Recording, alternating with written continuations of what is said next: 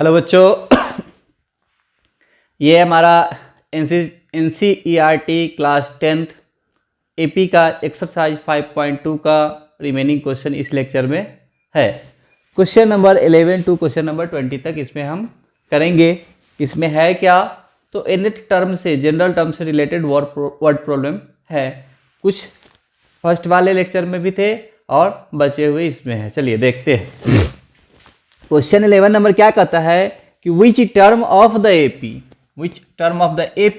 3, 15, 27, 39, ये जो हमारा क्या है एपी है, इस एपी का विच टर्म, कौन सा टर्म विल बी क्या होगा 132 more than it's 54th term. यानी कि एक एपी दिया हुआ है जो क्या है 3 है, 15 है, 27 है और 39 है, सो ऑन है। यानी कि एक एपी दिया हुआ है, इसका कौन सा टर्म जो है 132 ज्यादा होगा। ठीक है, इस एपी का कौन सा term 132 more than it's 54th term. यानी कि जो एपी है, इस एपी के 54th टर्म से कौन सा टर्म जो होगा वह 132 ज्यादा होगा। तो हमको निकालना क्या है, एन निकालना है। किसके लिए? इस एपी के लिए। कब? जब टर्म जो है 54th टर्म से 132 ज्यादा होगा तब। चलिए, तो हमारा क्या है, गिवन क्या क्या है, एपी दिया हुआ है, तो एपी से हमको क्या मिलेगा, एपी से हमको मिलेगा ए इक्वल्स टू 3। उसके बाद हमको क्या चाहिए, डी चाहिए, तो डी इक्वल्स टू वही पुराना T2 माइनस T1, यानी कि T2 हमारा क्या है 15 और 15 माइनस 3 यानी कि हमारा आ गया 12। डी हमारा आ गया 12। एन हमको पता करना है। क्वेश्चन में एक और चीज दिया हुआ है कि जो टीएन है according to question tn equals to क्या है, which term is 132 greater than 54 term. तो यानी कि T54, ठीक है, ये 54 टर्म हो गया, ठीक, उससे 132 ज्यादा, यानी कि प्लस 132। इसको समझना है, ये समझने वाली बात है कि जो निकालना है वह हमारा टीएन है, यानी कि जिससे हमको क्या निकालना है, एन निकलेगा। पहले टीएन निकलेगा फिर एन निकलेगा, ठीक है। तो टीएन इक्वल्स टू इतना प्लस 132, ठीक। तो अब हम देखिए वैल्यू लिखेंगे, क्या करेंगे, T54, तो T54 क्या हो जाएगा, ए प्लस 53D प्लस ये हमारा 132।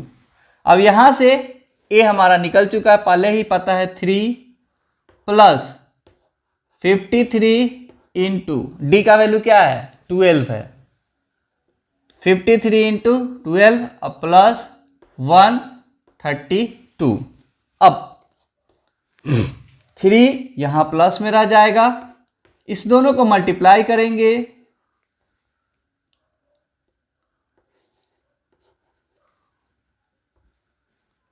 ठीक है, ये हमारा आ गया अब प्लस 132। अब इस सब को ऐड कर देते हैं तो ये हमारा हो जाएगा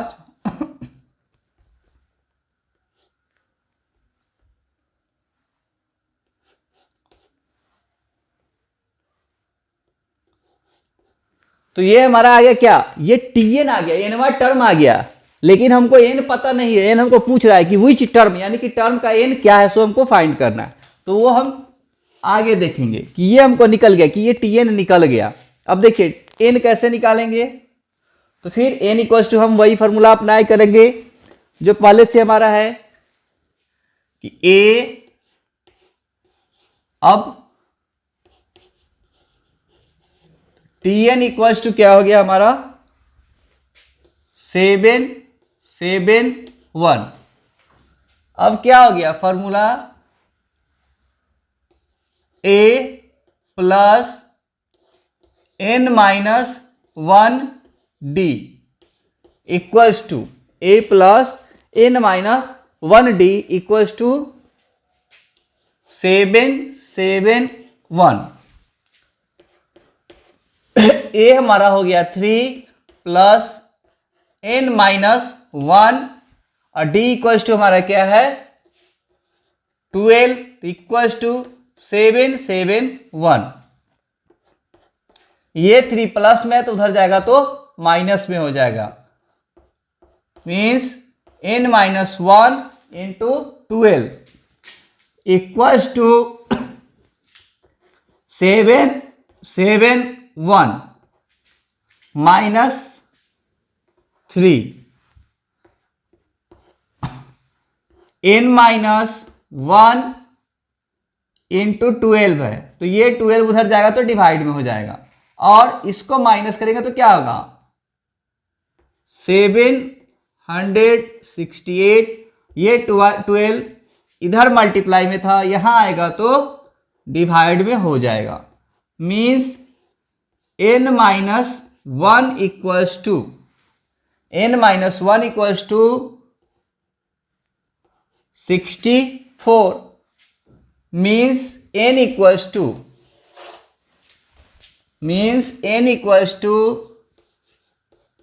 64 plus 1 means n equals to 65। और क्वेश्चन हमारा क्या था विच टर्म, यानी कि 65th टर्म, यानी कि 65th टर्म जो होगा वो हमारा आंसर हो जाएगा। ठीक, तो हम क्या किए, क्वेश्चन दो पार्ट में बना है। पहले हम एक इक्वेशन बना दिए कि Tn जो चाहिए वो क्या है 54 T54 प्लस 132। इसको सॉल्व किए तो Tn का वैल्यू हमको आ गया 771। अब यहां से ये जो Tn है इस Tn का फॉर्मूला हम डाले, क्योंकि हमको A पता है D पता है N नहीं पता था, तो इस फॉर्मूला में यहां पे हम रख दिए A plus n minus 1 D equals to 771 और इसको सॉल्व कर दिए n के लिए, वैल्यू पुट कर दिए a का और d का, यहाँ पे a इक्वल्स टू 3 और d इक्वल्स टू 12। इसको सॉल्व किए n के लिए और n का वैल्यू आया 65 और यही हमारा आंसर है कि विच टर्म, यानी कि 65th टर्म जो है वह हमारा इस एपी में 54th टर्म से 132 ज्यादा है।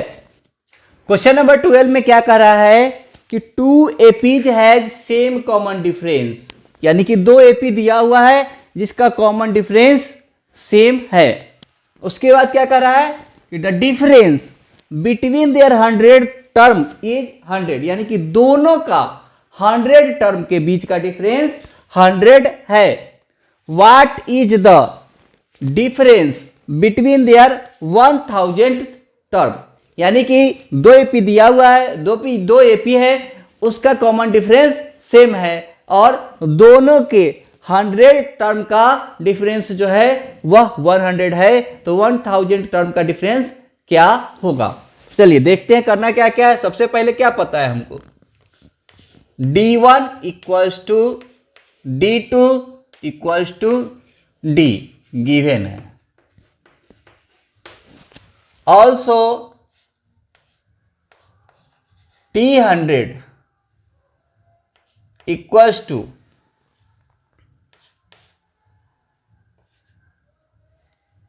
T200, T100 equals to T200,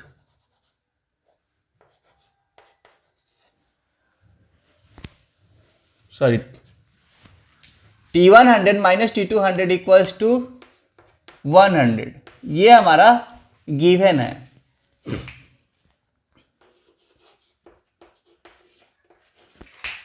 और हमको फाइंड करना है कि 1000 टर्म का डिफरेंस क्या होगा, तो इसको आगे लेके चलते तो क्या होता है, T100 है तो A1 plus n minus 1 D1 equals to A2 plus n minus 1 D2। ये हम क्या किए, सॉरी प्लस,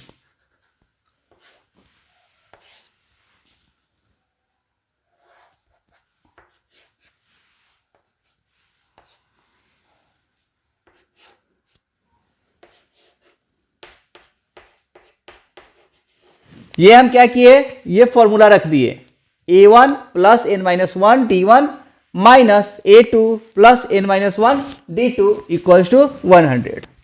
आगे हम क्या करते हैं, ब्रैकेट ओपन कर देते हैं, A1 plus n minus one, अब D1 का वैल्यू यहां से D, फिर यहां से माइनस A2, ये माइनस इसमें मल्टीप्लाई होगा तो ये भी क्या हो जाएगा, minus n minus one into D2 का भी वैल्यू क्या है, D है, तो इक्वल्स टू 100।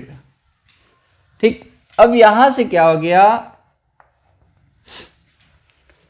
कि ये प्लस है और ये माइनस है, तो ये दोनों कैंसिल हो जाएगा, ये plus n minus one D और ये minus n minus one D, तो दोनों कैंसिल हो जाएगा, तो हमको क्या मिल जाएगा, A1 minus A2 equals to 100। A1 minus A2 equals to 100 हमको आ गया वैल्यू।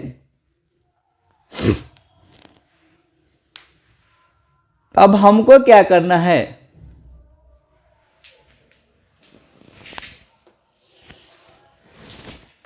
हमको 1000 टर्म का डिफरेंस पता करना है, तो इसके लिए हम क्या करेंगे,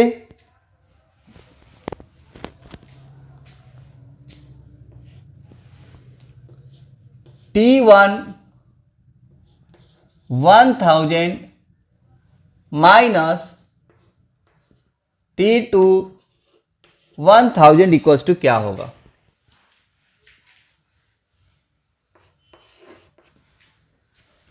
यहां से क्या होगा, ये A1 plus n minus one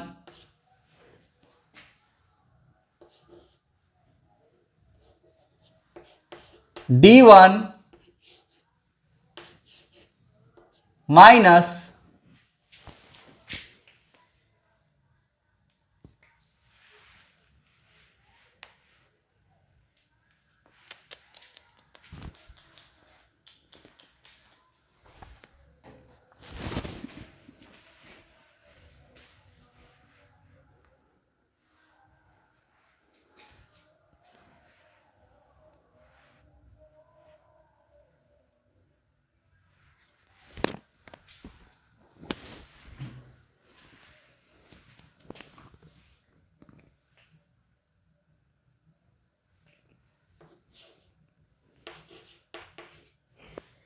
A2 plus n minus one D2 equals to A1 plus n minus one D का वैल्यू सेम है, minus A2 minus n minus one D,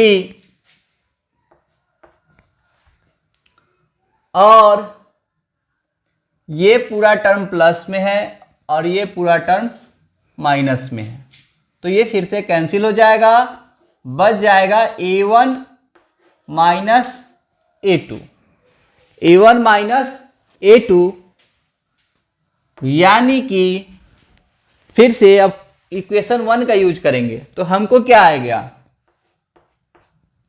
100, हमको क्या आ गया 100, और ये हो गया हमारा आंसर। तो इस तरह से ये क्या हो गया, एक ट्रिकी क्वेश्चन भी हो गया कि कभी भी ऑब्जेक्टिव में अगर इस तरह से क्वेश्चन पूछ दे कि दे दे कि दोनों एपी का कॉमन डिफरेंस सेम है, दोनों एपी का कॉमन डिफरेंस सेम है, और उसके दो एपी के किसी इक्वल टर्म का अगर डिफरेंस दे दिया हुआ है, किसी इक्वल टर्म का डिफरेंस अगर दे दिया हुआ है, तो उसके बाद किसी भी दो टर्म का जिसका n सेम होगा वह डिफरेंस सेम होगा, जो कि दोनों के a1 माइनस a2 के बराबर होगा, दोनों के a1 माइनस a2 के बराबर होगा। ठीक है, एक बार फिर से समझ लीजिए क्या कह रहा था कि 2ap है, 2ap है जिसका कॉमन डिफरेंस सेम था और दोनों के डिफरेंस क्या था, दोनों के 100 टर्म का डिफरेंस 100 था। ठीक, उसके बाद हमसे क्या पूछ रहा था कि 1000 टर्म का डिफरेंस क्या होगा, तो हम क्या किए, गिवन क्या था d1 equals to d2 equals to d, given है यह। अब और क्या दिया हुआ है कि t1 100 minus t2 100 equals to 100, ये भी हमारा गिवन है। इसको आगे बढ़ाएं, t1 100 यानी कि a1 plus n minus 1 d1 और minus a2 plus n minus 1 d2 equal to 100, ये दिया हुआ है। ब्रैकेट को ब्रेक करेंगे तो क्या आ जाएगा, a1 आ गया n माइनस 1, इस d1 का वैल्यू भी d है और इस d2 का भी वैल्यू d है, यानी कि इसके जगह पे यहाँ d रख दिए और यहां से ये माइनस प्लस माइनस, ये भी माइनस प्लस माइनस, इस d2 का वैल्यू ये d आ गया। अब हम देख क्या रहे हैं कि ये पूरा टर्म पॉजिटिव है और ये पूरा टर्म निगेटिव है, बाकी सब चीज सेम है, तो ऐड करेंगे तो ये 0 हो जाएगा, यानी बच गया क्या, a1 minus a2 equals to 100, a1 minus a2 equals to 100। अब आगे हमको क्या फाइंड करना है, इसको इक्वेशन 1 बना दिए, आगे फाइंड क्या करना है, t1 1000 माइनस t2 1000, यानी कि दोनों एपी के 1000वें टर्म का डिफरेंस। तो हम क्या किए, a1 plus n minus 1 d1 minus a2 plus n minus 1 d2, ये फॉर्मूला अप्लाई कर दिए। अब ब्रेक किए, ब्रैकेट को क्या आया, ये a1 n माइनस 1 d, इस कैपिटल D का वैल्यू यहां से d रख दिए, फिर इस ब्रैकेट को ब्रेक किए तो क्या हुआ, माइनस प्लस माइनस, फिर माइनस प्लस माइनस। अब again n minus 1 d equals to n minus 1 d, यहां पॉजिटिव है यहां निगेटिव है, दोनों कैंसिल आ गया, तो हमको क्या मिल गया, a1 माइनस a2 और वह हमारा क्या हो गया 100। यानी कि इस एपी में या किसी भी से दो एपी में जिसका कॉमन डिफरेंस सेम होगा तो उसके फर्स्ट टर्म का जो डिफरेंस होगा वही उसके सारे इक्वल टर्म्स का डिफरेंस हो जाएगा। ये हमारा ट्रिक भी आ गया एक तरह से। चलिए क्वेश्चन नंबर 13 में क्या कह रहा है, क्वेश्चन नंबर 13 में कह रहा है कि how many 3 digit number is divisible by 7। यह क्वेश्चन देखने में तो बहुत आसान लग रहा है, लेकिन थोड़ा इसमें क्या कर दिया है, ट्रिक लगा दिया है। ये कह रहा है कि how many 3 digit number is divisible by 7।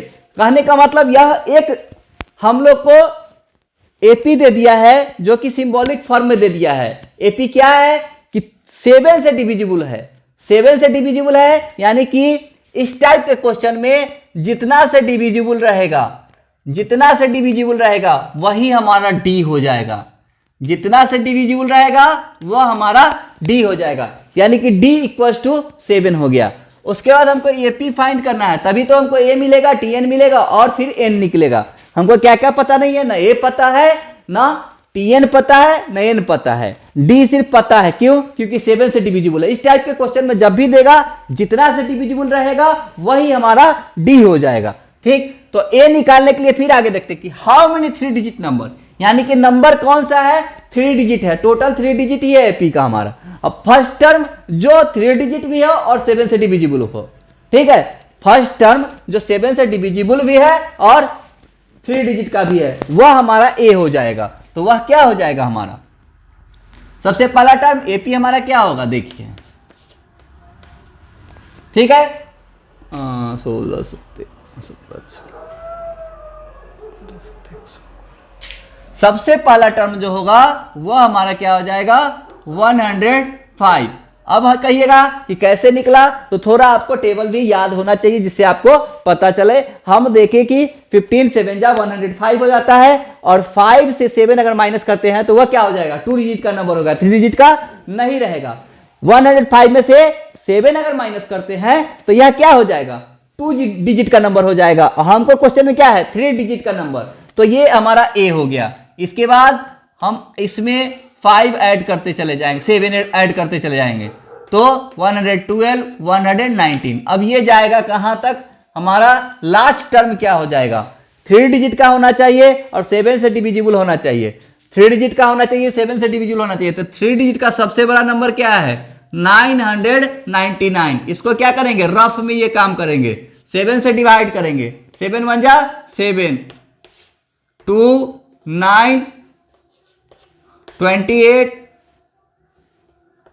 1 19, 2 14, 5 जो ये रिमाइंडर है उसको हमको क्या करना है 999 में से माइनस कर लेना है। क्या करना है 999 में से माइनस करेंगे तो ये हमारा क्या हो जाएगा 994। ये हमारा हो गया लास्ट टर्म। क्या हो जाएगा हमारा ये लास्ट टर्म हो गया। अब हमको क्या पूछना है हाउ मेनी नंबर। तो हमको क्या मिल गया डी पता है, ए पता है, टीएन पता है, एन फाइंड करना है। तो टीएन हमारा हो गया टीएन बराबर हो गया 994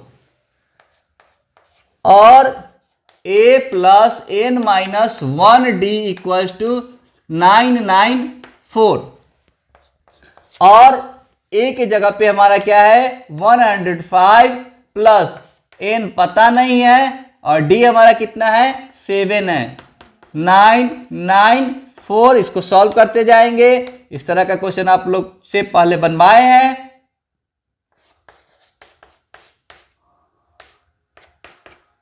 ये चला जाएगा माइनस में,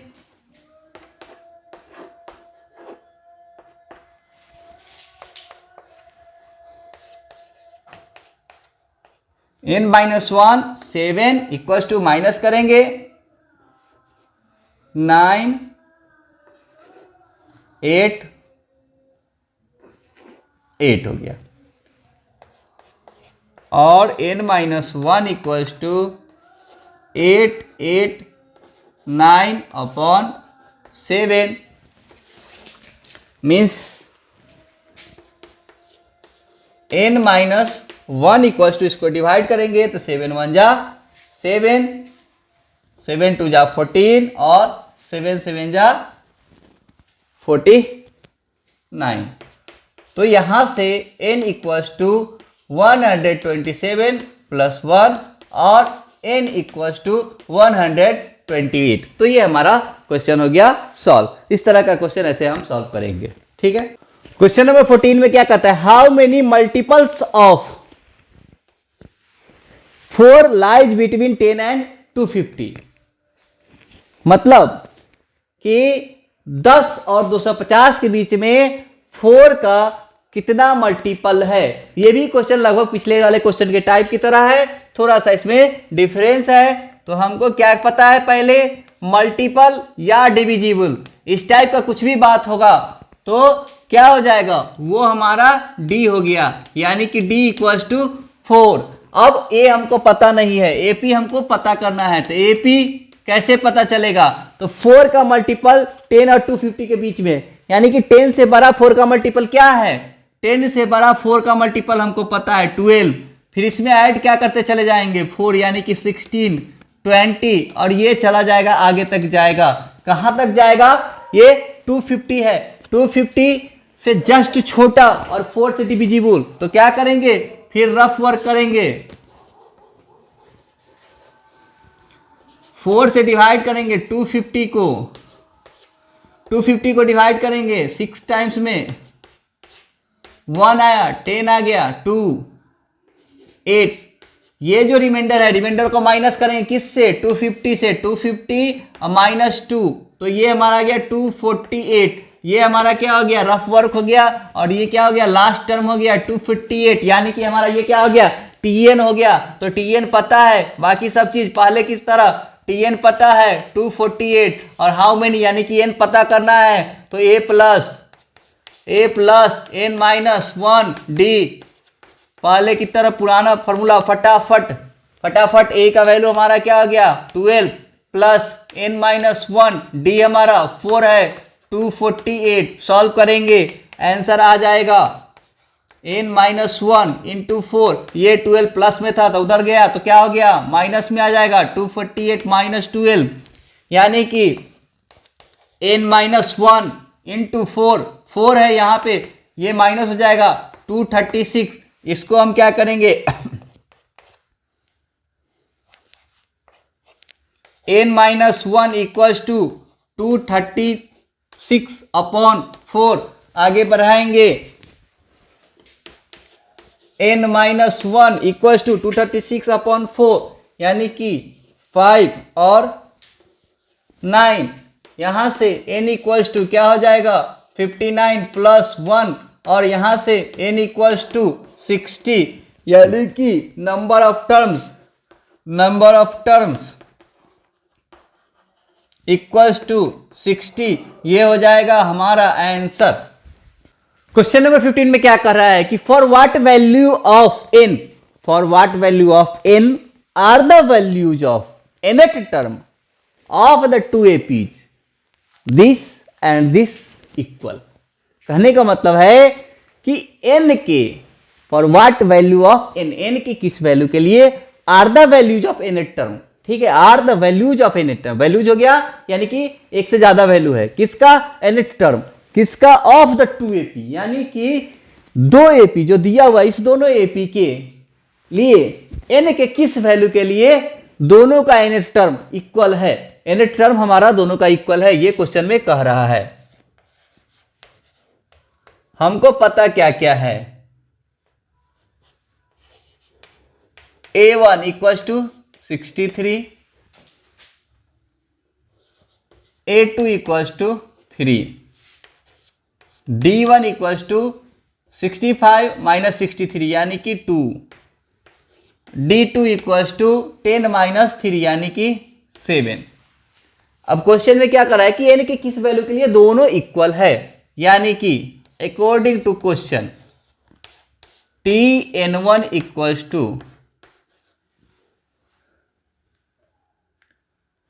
t1n इक्वल्स टू t2n, यानी दोनों एपी के लिए nth टर्म हमारा इक्वल है। तो क्या हो गया a1 plus n minus 1 d1 equals to a2 plus n minus 1 d2, n दोनों में सेम है, हमको फाइंड करना है। ये इक्वेशन पता चल गया, one equation one unknown quantity हम इजीली फाइंड कर सकते हैं। तो यहां a1 का वैल्यू 63, n माइनस 1 हमको नहीं पता है, d1 हमारा 2 है, a2 का वैल्यू हमारा 3 है, n माइनस 1 पता नहीं है, और dt का वैल्यू हमारा 7 है।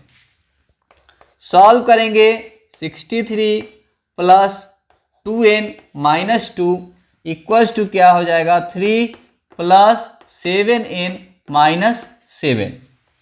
और अगर सॉल्व करते हैं आगे तो ये -2 यहां हो जाएगा, मतलब हो जाएगा 2n प्लस 61, और ये हो जाएगा हमारा 7n, और ये हो जाएगा 3 माइनस 7 यानी कि -4।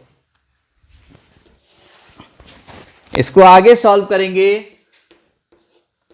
2n minus 7n, 2n minus 7n equals to 2n minus 7n equals to -4 minus 61। इसको अगर सॉल्व करते हैं क्या आएगा 2n माइनस 7n यानी कि -5n इक्वल्स टू -65, और n equals to -65 upon -5, 5 minus से माइनस कैंसिल, और n इक्वल्स टू 13, यानी कि रिक्वायर्ड नंबर ऑफ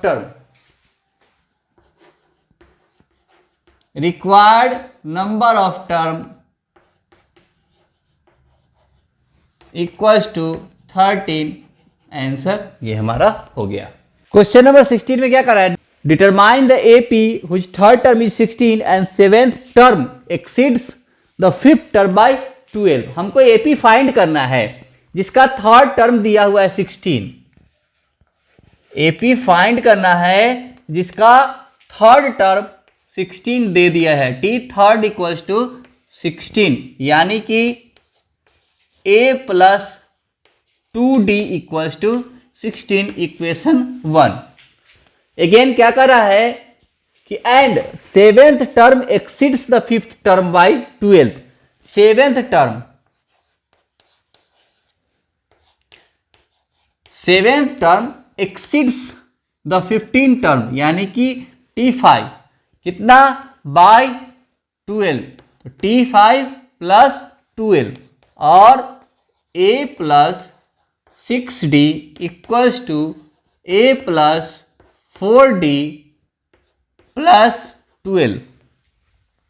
अब ये पूरा इस तरफ ले आते हैं, तो A plus 6D minus A minus 4D equals to 12। A से A कैंसिल हो जाएगा, बच जाएगा 6D minus 4D equals to 12 और 2D इक्वल्स टू 12 और D इक्वल्स टू 6। D का वैल्यू आ गया और हमको अब क्या चाहिए, A का वैल्यू पता हो जाए तो हम AP पता कर सकते हैं। तो D का वैल्यू इक्वेशन 1 में अगर सब्स्टिट्यूट कर देते हैं, substituting the value of D in equation 1, we have equation 1 ये है हमारा a plus 2D equals to 16, तो a प्लस 2 इंटू D यानी कि 6 इक्वल्स टू 16 और a इक्वल्स टू 16 माइनस 12 और a इक्वल्स टू 4। तो हमको a भी पता हो गया और d भी पता हो गया। Now AP is a comma a plus d comma a plus 2d and so on, इस तरह से आगे बढ़ता चला जाएगा। तो इक्वल्स टू a हमारा 4 हो गया, a प्लस d यानी कि 4 प्लस 6, तो ये हमारा 4 plus 6 comma 4 plus 6 into 12, 6 into 2 यानी कि 12 और AP जो हमारा है 4, 10,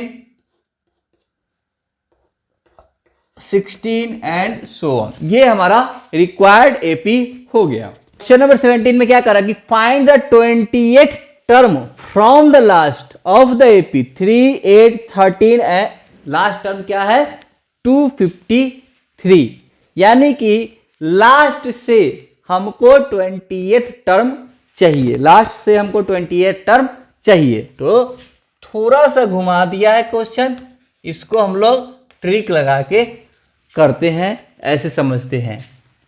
A इसका क्या हो गया, A 3 हो गया, D हमको क्या मिल गया, D हमारा क्या हो गया 8 माइनस 3 यानी कि 5 और Tn हमारा पता है 253। अब यहां से देखिए, अगर इसको हम उल्टा लिखते हैं तो या फिर दूसरा फॉर्मूला होता है, इसको याद कर लीजिएगा कि nth term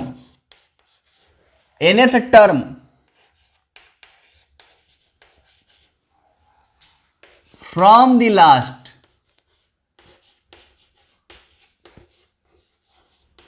last equals to Tn equals to L minus n minus 1D, ठीक है। L n के जगह पे L आ गया और ये प्लस के जगह पे माइनस आ गया n माइनस 1D, ठीक। तो हमको आगे क्या करना है, L जो होता है अंतिम टर्म को हम लोग L कहते हैं, अंतिम टर्म को क्या कहते हैं L कहते हैं। तो L के जगह पे हमारा क्या आ गया 253, L के जगह पे 253 minus T20 equals to L के जगह पे 253, N के जगह पे 20 माइनस 1 डी के जगह पे हमारा 5, 253 माइनस 19 इंटू 5, 253 माइनस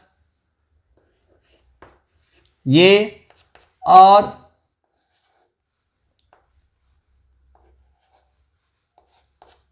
158, यानी कि हमारा क्या हो गया, last term 28 term from last,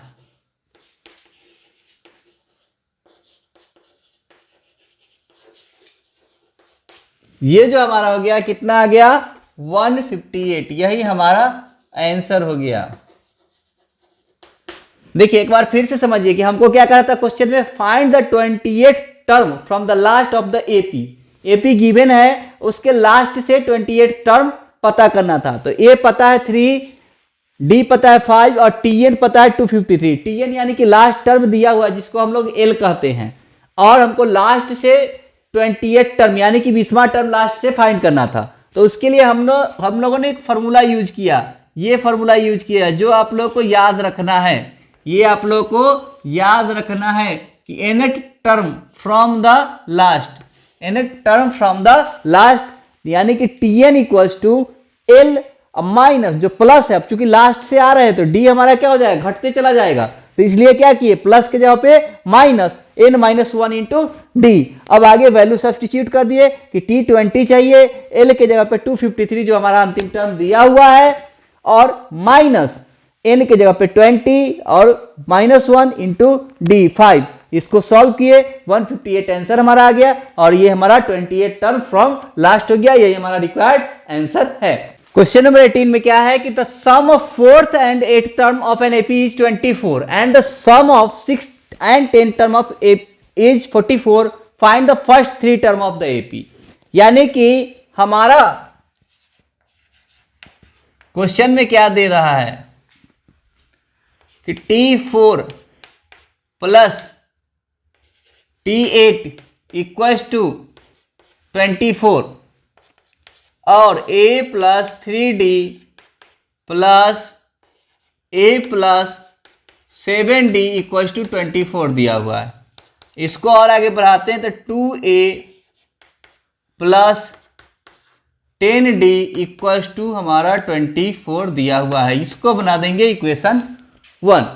again क्या दिया हुआ है हमारा, sum of 6th and 10th term is 44, यानी कि also T6 plus T10 equals to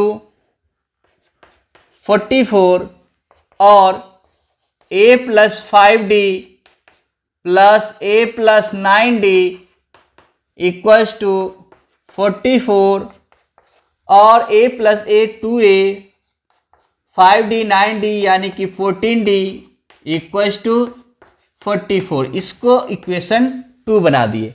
अब यहां पे हम क्या देख रहे हैं कि A और D में दो इक्वेशन है, यानी कि दो वेरिएबल है, यानी कि दो अननोन क्वांटिटी है और दो इक्वेशन है जिसको हमको सॉल्व करना है। और उसके बाद क्या करना है, find the first 3 term of the AP. तो फर्स्ट 3 टर्म के लिए हमको क्या चाहिए, ए और डी दोनों चीज चाहिए, जो इस दोनों इक्वेशन को सॉल्व करेंगे तो हमको मिलेगा। तो from equation 2 minus 1 we get, equation 2 minus 1, 2 में से 1 को अगर माइनस करेंगे तो क्या मिलेगा, 2a plus 14d equals to 44, 2a plus 10d equals to 24 minus ये भी माइनस और ये भी माइनस, तो मिला क्या है 2a से 2a कैंसिल हो गया, 14d माइनस 10d तो बच गया हमारा 4d और 44 माइनस 24 यानी कि 20 और d इक्वल्स टू हमारा 5 आ गया, d का वैल्यू 5 आ गया। और डी का वैल्यू हम किसी एक इक्वेशन में रखेंगे तो ए का वैल्यू हमको निकल जाएगा। तो लिखेंगे सब्स्टिट्यूटिंग द वैल्यू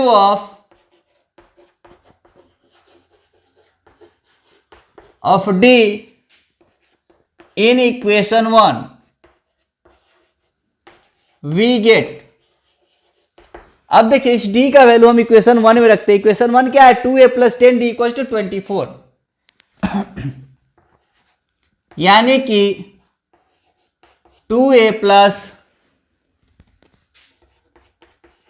10 × 5 = 24 और 2a = 24 - 50। इसको अगर सॉल्व करते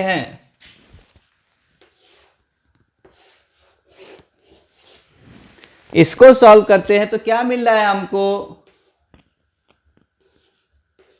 2a = 24 - 50 यानी कि -26 और a का वैल्यू हमारा क्या आ गया? -13।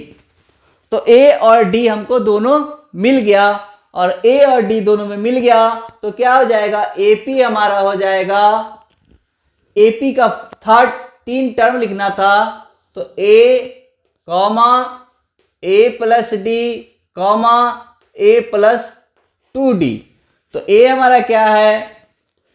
-13, a + d यानी कि -13 + 5 यानी कि बच गया -8, a + 2d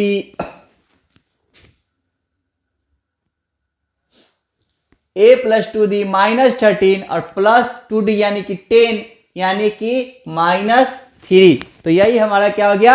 आंसर। हम क्या किए? क्वेश्चन से हम 2 इक्वेशन प्लॉट किए, इक्वेशन से a और d का वैल्यू निकाले, a और d का वैल्यू यूज करके हमने ये AP का फर्स्ट 3 टर्म a + d और थर्ड टर्म a + 2d यानी कि -13, -18, -8 और -3, यही हमारा रिक्वायर्ड आंसर हो गया।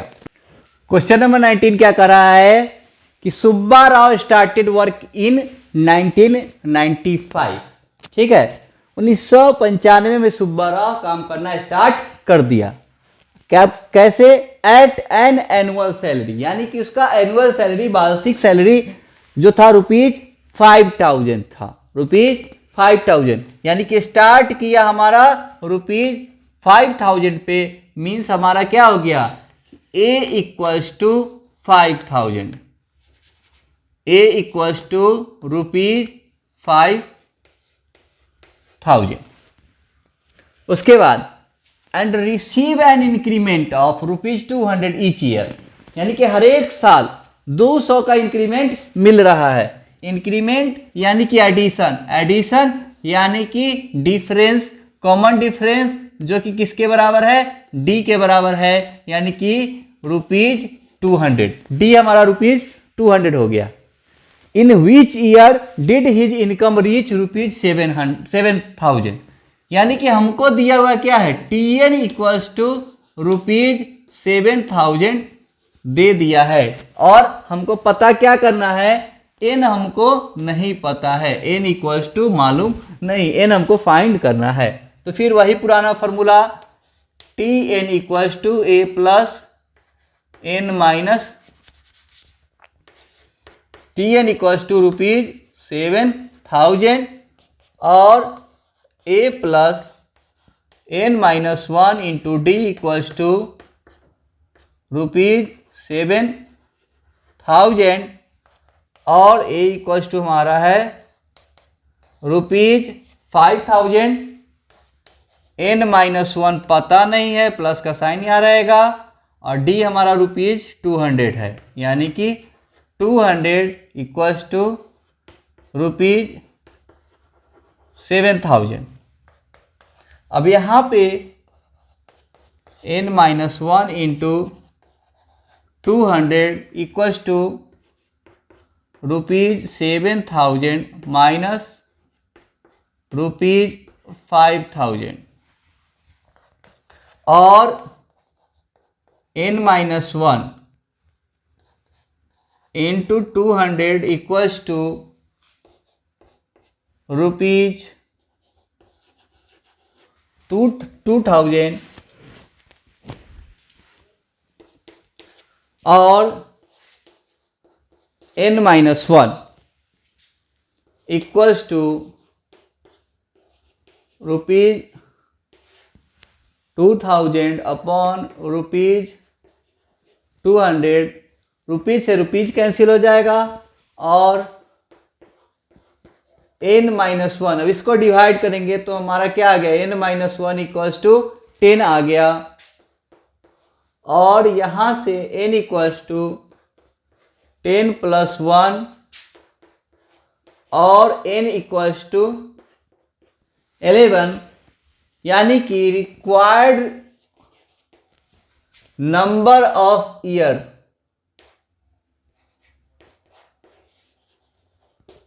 इक्वल्स टू 11, यानी कि 11th ईयर में जाके उसका सैलरी कितना हो जाएगा, 11th ईयर में सैलरी इसका कितना हो जाएगा, 7000। यही हमारा क्वेश्चन का आंसर हो गया। क्वेश्चन नंबर 20 में क्या कहता है कि Ramkali saved rupees for in first week of a year. Ramkali कोई लड़की है जो अपना सेविंग स्टार्ट करती है। जब पहली बार स्टार्ट करती है तो उस वीक के फर्स्ट वीक में किससे स्टार्ट करती है, ₹5 से स्टार्ट करती है। देन इंक्रीज हर वीकली सेविंग, उसके बाद क्या करती है, अपने वीकली सेविंग को इंक्रीज करती है। कितना से, इंक्रीज बाय 1.75, यानी कि फर्स्ट वीक में 5, उसके बाद नेक्स्ट वीक में 5 + 1.75 एंड सो ऑन, अगले वीक में जो आया उससे फिर 1.75। If in the nth week of her weekly saving become ₹20.75 find n, यानी कि nth वीक में उसका वीकली सेविंग इतना हो जाता है तो हमको क्या फाइंड करना है, n का वैल्यू फाइंड करना है। तो क्वेश्चन में हमारा दिया क्या क्या हुआ है, सबसे पहले स्टार्ट 5 से, यानी कि a इक्वल्स टू ₹5। उसके बाद क्या दिया हुआ, इंक्रीजेज माने कि d, इंक्रीजेज माने कि d 7.5, ₹7.5 d हो गया। ऑल्सो ये क्या है, बिकम, सेविंग बिकम कितना 20.75, यानी कि 20.75 हमारा क्या हो गया, ये हमारा tn हो गया। n हमको पता करना है, क्वेश्चन में दिया हुआ है। फिर वही पुराना formula tn equals to a + n-1 d और a + n-1 d equals to tn का वैल्यू हमारा क्या है 20.75, a का वैल्यू हमारा क्या दिया हुआ 5 दिया हुआ है, प्लस n-1 d का वैल्यू 1.75 इक्वल्स टू 20.75, ये उधर चला जाएगा। n-1 into 1.75 equals to 20.75 minus 5 और n-1 इंटू 1.75 इक्वल्स टू, इसको माइनस करेंगे 20 - 5 तो 15 हो जाएगा। यहाँ कुछ नहीं है तो पॉइंट के बाद 2 जीरो इक्वल कर लेते हैं, तो जीरो हमारा कुछ है नहीं, उसके बाद तो बचेगा 15.75।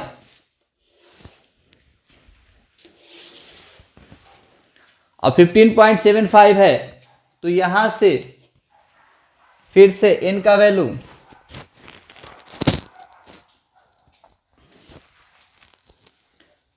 हमारा क्या आ रहा है, अभी नहीं आ रहा है, अभी तो हमको सॉल्व करना बाकी है। कैसे आएगा 15.75 अपॉन 1.75, अब इसको कैंसिल करेंगे,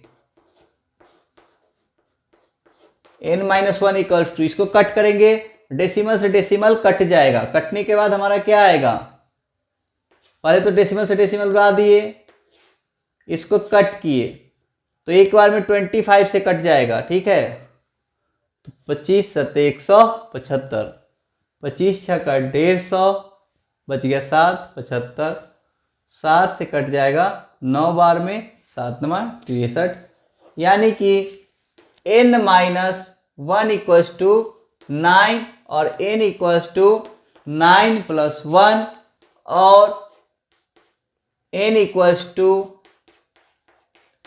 10 आ गया, यानी कि रिक्वायर्ड नंबर ऑफ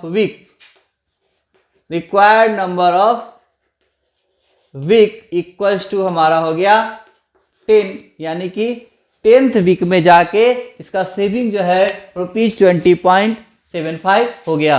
तो इस तरह से हमारा NCERT एक्सरसाइज 5.2 जो है AP का एक्सरसाइज कंप्लीट हो गया।